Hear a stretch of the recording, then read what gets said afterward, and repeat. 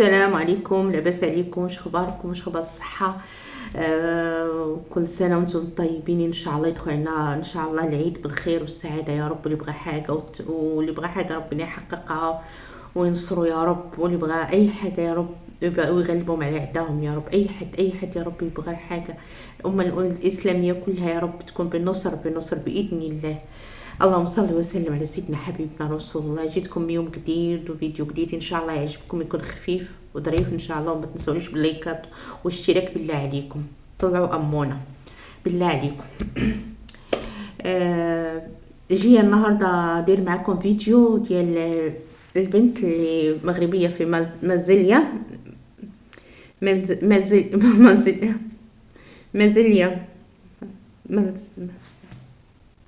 جي ندير معكم قناة مغربية في ماليزيا. أخت سكينة، أختها مغربية برضو تعطيها نصيحة لله. أقول لها حبيبتي صبري وانتي في بلاد الغربة، يعني وجوزك شويه نرجسي كما بتقولي انتي، نرجسي وصح هو نرجسي ويحب نفسه، ومن النوع اللي ما تتوطاش لحد وخا يكون غلطان ما يديرش راسو راه غلطان.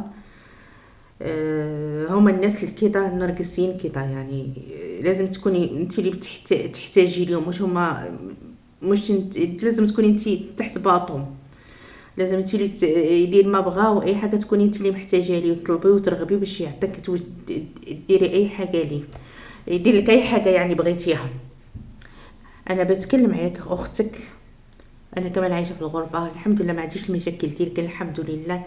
مش الناس كلهم زي بعض. نتمنى ان شاء الله ربنا يفتح ضيقتك، يفتح لك باب الخير والضيقه دي، وان شاء الله وربنا يهديه ويرجعوا لوليداته بالسلامه يا رب. بس انا بغيت نقول لاختي ما تشديش معاه الضد.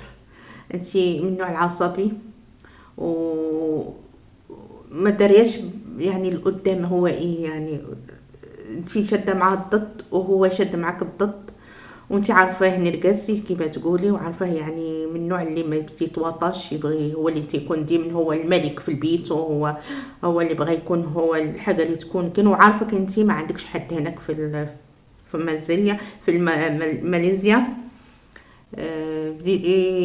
خيط راحته خد راحته. وانتي قلتي القانون هناك هو اللي بيتحكم لك في الفيزا، هو اللي بيعمل اي حاجه، هو اللي مسؤول عليك عشان باقي راجلك. وانتي واخا قلتي ما عليك طلاق وطلقك وايه، ولكن بقى مكتوبه لي انتي بقى مراته. هو لو كان انا بعدا بيبان لي بحال اللي مهزوز شويه معليش. يعني من النوع اللي تيبغي هو اللي تيتحكم، ويبغي هو اللي تيبان راجل، ويبغي يعني يعني بيبغي يسيطر. نتمنى بنتي تفتحي لي الباب، وانا عارفه كنتي تعبتي معاه، لكن انا بشوف ولادي ونشوف انا يعني روحي فيه برضو، يعني رقبتي عنده، يعني ممكن يمسكني باليد اللي بتوجعني، اللي مش في اي بلاد عربيه ممكن تمشي تدعي تمشي. يعني القانون هنا قلتي متغير على بلادنا ولا اي بلاد، كل بلاد وليها قانونها. اولا انا بنقول لك يا بنتي ما تعامليش المعامله دي، مش كل يوم يعني ديري لي اللايف وديري ليه وديريه يعني كده. هو كمان بيشد معاك العنف، هو يعني بتقولي لي خرجي من بيتي وما بغاش يخرج. ليه؟ عشان شد معاك الضد وما عندوش فين يمشي، بيقولك بيتي ما تقدريش تجري عليه من بيته. وتقولي غندير القفل، يعني عيب، حنا المغربيات ما تديروش قفل على رجالتنا الا لو كان خلاص ما بيناتكم اطلاق وخلاص، يعني من حقك ما يدخلش لبيتك، يعني خلاص حرموا عليك ربنا. بس انا بقولك فكري بعقلك ما تعصبيش، وخلي ضحكي انت وليداتك ليه انت اللي غيغيظك غيظيه، انت اللي تبيني ليه انت ولا هامني برك في بيت ما تبركش انا عادي. هو بصراحه بتقولي يخرج وقافل عليك البيت، قافل عليه الاوضه البيت بتاعه او ايه. انت كمان خدي لو عندك اوضه تاني وقافله على انت وولادك وقعدي، خلي ما تكلميش، هو ما بغاش يكلم حد، انت كمان ما تكلميش، ومش كل ساعه تمشي تقفلي على الاوضه وتقول لي خرج من بيتك وخرج من بيتي وانا بغيت نخرج. يعني عيب برضو. معليش، واخا ما غتبغينيش نقول الكلمه دي، واخا تكوني انت المظلومه، الناس غيقولوا لك عيب. يعني ما خليتيش حد غيدافع عليك، يعني غتخلي كل واحد غيقول لك لا عيب، واللي درتيه مش ما مزيانش، وخليه يدخل ويخرج. يعني اللي بيقول لك قفلي ديري الباب المقفل، لا، انا لو سمعتيني ما ديرش القفل ولا المفتاح، ما كما قلتي غيكسروا هو بيته. لا قانون غيقدر يتدخل فيك ولا أي حاجه، انت باقا مراته. واولا عشان بنتي انت يا ايه، انت اللي باغيه مش هو اللي باغيك. انت باغيه الفيزا وباغا تبقاي في الارض دي عشان بنياتك. لو ما عندكش بنياتك كنتي كم رميتي 100 لوحه، لكن عشان الوحده تصبر على اولادها وتقبل المدلة، مش المدلة يعني، تقبل الصبر عشان الولاد، عشان هما اللي بيخلونا الحاجة ما ترغبوش نبغوها نقبلوها، نولو مدلونين مش مدلونين. يعني انت نبغو مصلحة نخليها مصلحة، عندك مصلحة عنده لازم تستحمليه، وخلي يدير لك الفيزا دي يعني، وخلص خليكم بالحسنى. دخل بغى يدوز معاكم ليه، تخليه يدخل الاوضه دي كيما قلتي، ما مفرشاش غير بالبلاط، خليه ينعس في الارض. المهم ما يقربش ليا انا ولم حدوده. الاكل اللي درتيه راك تديريه، ممكن تتفرقي في سبيل الله، ممكن تخرجي لقمه اللي غتاكلوها انت وبنيتك ياكلها معاكم. هو ايه بنتي، هو مريض يعني، انا بيجيني مريض ومش راضي شافك انت خلاص استغنيتي يعني، ما بقيتيش باغيه كما تقولي. انا اللي وليت نصرف وانا وليت نشيل اولادي، وانا هو كما قلتي من النوع النرجسي، ما تيبغيش المراه اللي تكون قويه عليه، يبغي هو الحاكم، هو اللي يقدر يسيطر عليك. عشان انا جايبك في البلاد دي، انا ندير فيك ما بغيتي. انا عاجباني قوتك، لكن قوتك شويه ايه، هدي معاه اللعب، هدي معاه اللعب عشان ما كما قلتي انتيا. انا باقيه باغيه منه حاجات، باغا منه الفيزا، باقا وليداتك بناتك باقا صغار. لو مشيتي للمغرب انتي ينسيهم فيك، فهمتي يعني. خاصك كل يعني عاد ديري تاني الفيزا وتمشي تشوفي بناتك وديري، لا يعني هو صاحب الارض، انتي برضو غريبه. يعني لو خلصت لك الفيزا خلاص يقول لها يلا، ياخد ولاده من حقه ياخد بلاد. انا بقول نزلي الكويرات شويه والعصبية دي، وخليك مرة عاقلة ومطورة، مش العصبية توديني في 60 داهية. لا، عشان ولادي استحمل واصبر، الايام دغيا بتعدي، ولادي يكبروا ان شاء الله، بنياتك دول يكبروا ويولوا بكتيفاتك باذن الله. يعني ما تسمعيش حد يقول لك ديري قفل او ما ديريش قفل، او انت بغيتي ديري قفل، لا القفل حيديه من هذا، عشان ما عندكش حق ديري عليه قفل وهو باقي راجلك. اولا هو ده بيته ومحتاج لي، او تجمعي الشمل، لا بغى يرجع لك رجعي ليه وخلاص، هو عشان ولادك. ويعني انت ربيه بشروطك ترجعي ليه، وانت تعودتي عليه. هادشي غنقول لك، انت تعودتي عليه، وهذا هو الطبع اللي فيه شي طبع ما بيتغيرش. بس انت ما تزوديهاش بزاف عشان ما تكونيش قلبك جامد كده، يعني قاصح شويه. آه، ديريه خليك لينة معاه، عشان بناتي تخليني لينة معاه. ناخد منه اللي بغيت، ناخد معاه عشان هو اللي رقبتي بيده، وليداتي في يده. فهمتي، لما ما حدش غيخلي ولادك تخرجي، لو بغيتي تمشي للمغرب ما تقدريش تخرجي غير باذنه هو، وهذا امر الواقع تحتي فيه. يعني خلاص، حكمة ربنا، وخلي ربنا هو اللي ييسر الامور. خلي ربنا ان شاء الله يوقف معاك ويدير لك تاويلة الخير باذن الله. ديما صلي وطلبي ربنا، قول يا رب، ربنا كبير، وان شاء الله غيكون ان شاء الله كله خير باذن الله.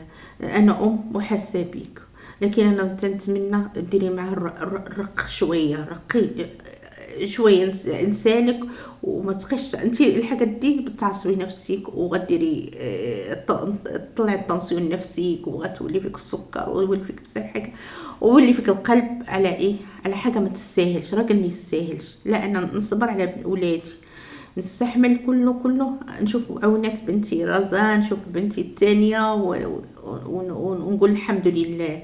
نصبر ونستحمل وان الله مع الصابرين، اللي صبروا ربنا يويلهم ربنا يعطيهم قصة في الجنة وفي الدنيا كمان.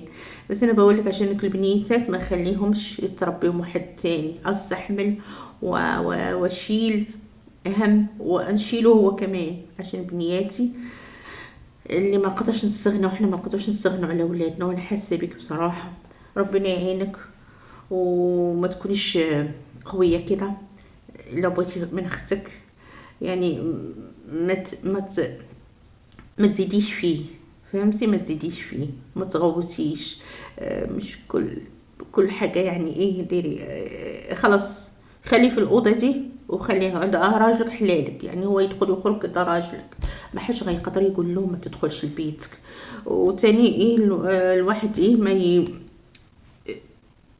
ما يكونش يعني ايه يعني الواحد نزيد فيه الكلام والكلام نردو تاني هو ونقول له لا تخرج، لا ما تخرج انت ايه، ويقول لك ما تخرج وانت بتقولي يعني غنخوني كنتي تقولي غتخوني غيدير شي حاجه، يعني ما بيناتكمش ثقه.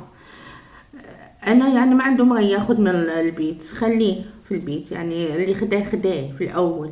يعني السجادات اللي عطاهم لك الناس تعوضيهم ان شاء الله. ممكن هو هو خرج على فكرة، بس هو ما من النوع اللي ما بيرضاش يقول يبين ضعفه. يعني النوع ده ما تيبغيش يبين ضعفه، يعني واخا يكون غلطان بدراسة راه هو اللي صح، هو الناس كلهم غلطانين. لكن بنتي انتي في بلاد لازم تستحمليه وتديري، لازم تستحملي. تستحملي تعملي ايه وتستحملي عشان ولادك. انا بقول لما كانوش الولاد كنتي ايه درتي بزاف الحاجات، لكن الولاد هما اللي بيطيحوا لك كتافك، ما تقدريش تقاومي، تصبري. اعطيه فرصة تاني، يمكن يندم ويرجع تاني للطريق المستقيم تاني بإذن الله، عشان بنياتك وعشانك انتي حبيبتي، عشان ما يضيعكش في الفيزا. خليك ناصحة وخليك لينة، مش بالعنف. العنف عمرك ما تديري حاجة، انتي مش في بلادك، انتي في بلاد الناس، فهمتي؟ لو ما عندكش حد اللي غيدير لك الفيزا او حاجة، يعني ما فيش حد اللي غيدير لك غير هو اللي في وجهك، هو المسؤول عليك. هذا هي الفكرة اللي بغيت نوصل لك بنتي. لو جيتي علي انا خلي الامور تمشي، وخلي ربنا يصلح اموركم ان شاء الله. خليها كده، يدخل الاوضه خليه شعل التلفزيون كنت حكيتي انتي وبناتك كانوا مش موجود معاكم. هو نقار انت عارفه النقار من اول من خديتيه، هو بيغوت ويعني هو ده طبعه، ده هو الطبع تاعو، وربنا لقاك معاه صبري معاه، هذا بلاء من عند ربنا، صبري معاه. وعشان بنياتك لازم تصبري، وعشان بنياتك حبيبتي عشان ما تمشيش وتسيبيهم كانهم مقطوعين من امهم. يعني يا ترى انت تشوفيهم تاني لو مشيتي لو رجعتي لبلادك ديري يا حبيبتي، تصبري وتقولي الحمد لله، وتخليه يدخل ويخرج. خليه بغى يبرك، بس هو مش معترف بالغلط تاعو. هو هذا اللي غيظك انتي هو بيحبك، لكن حب ايه؟ التملك، اللي ما بيرضاش يقول لك انا ايه، انا عايزك. هو ايه؟ الناس اللي مرض بالمرض كده بيكونوا راسهم دايرين ان هم كل حاجه، هم احسن من الناس، هم تيفهموا، هم اللي يعني ما حد يبغى يتملك كل واحد. كانك عندك كرسي في البيت يتملك فيك ويخرج ويدي ويجيب. بس يا بنتي نقول لك يا بنتي صبري وزيدك بصبرك وبس. لا كما قلتي الكويرة تنزلي بشوية وما تعصبيش وما تشديش معاه العنف، وما تشديش معاه يعني الواحد هو بكلمة وانا بكلمة، ونمشي ليه هو بارك في البيت وانا نمشي نحل في الحتة دي. انتي غلطانة، انتي غلطانة في الحتة دي. يعني هو دخل الأوضة وخلاص وما بغاش يخرج من النوم بالأولى، مش نعيدها عليه كل مرة وكل مرة ونمشي للأوضة ونقول لي تخرج. لا تخرج، أنا بغيت نخرج. لا كده غلط. لو سمعتي انا كده غلط. عشان بنيتك لازم انت اللي محتاجاه، انت اللي محتاجاه، مش هو اللي محتاجك، انت اللي محتاجاه، انت اللي بغيتي منه الفيزا. يعني انت لا عندك ولد ولا عندك حتى البنات قاصرات لسه صغار، يعني حتى البنات اللي ممكن يوقفوا معاك ويعطوك يديروك الفيزا عشان امهم باقين صغار، هو المسؤول عليهم. فهمتي؟ هو ولي الامر عليكم، لا انت ولا بناته. أنا نتمنى ما تسمعيش وما ديريش العصبيه دي، وتكوني رزينه وتاخدي بالحيله. الراجل كدا يبغي المراه اللي تكون الحلاحه، يعني ذكيه معاه. هو يقول لها انا نقول لها، فهمتي؟ تكون ذكيه معاه، تكون تعرف كيفاش تتعاملوا. هو ديك الدري الصغير لازم تعرفي ليه كيفاش غتعامليه، يعني تشوفي نقاط ضعفه وتعامليها مع بنتي. ايش غنقول لك؟ ربنا يصبرك ويقويك وينصرك يا رب، وينصرك عليه. هادشي غنقول لك، ربنا ينصرك عليه. بس هدي اللعب معاه شويه، عشان انت اللي محتاجاه مش هو اللي محتاجك، ومحتاجينك بناتك اكثر منه. عشان ايه؟ ما حدش بيربي ولادك الا انت، وانت اللي غتربيهم على تربيتك انت.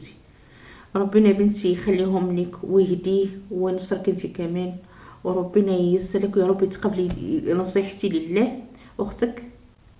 يعني انا عايزه تهدي مع اللعب، الشي اللي تنبغي، وتكوني لاله مولاتي، وتكوني ايه، تعرفي كيفاش تسيريه.